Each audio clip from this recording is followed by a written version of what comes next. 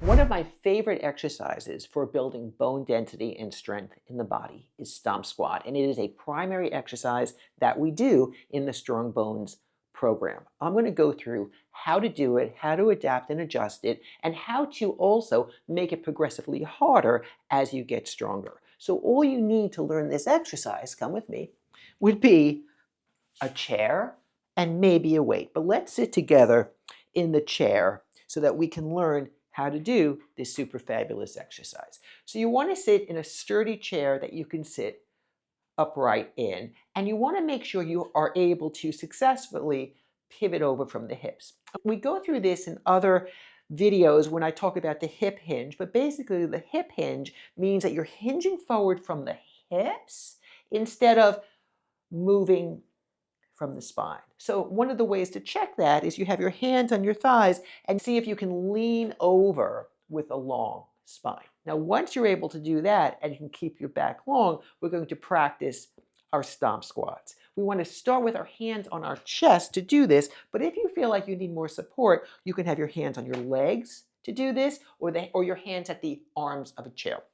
So your hands are at your chest, you're going to stomp and stand. And then you're going to come back down.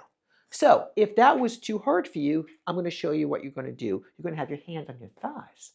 You're going to stomp and then stand. So you have a little bit more support. But what you're trying to work up to is to be able to look, no hands, stomp and stand and quietly come back down.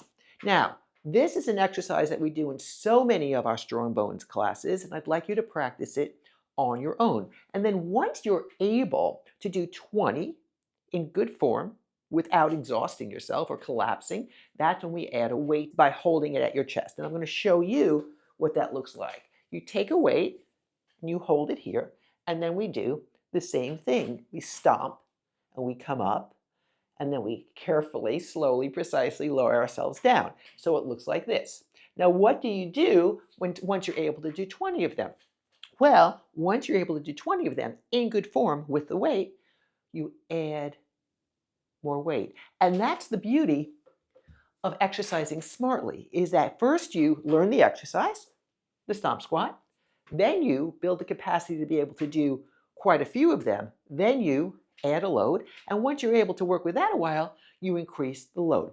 Let's not make it complicated. Let's just get started with this super fabulous exercise. Remember that exercise works. The key is to make it work for you.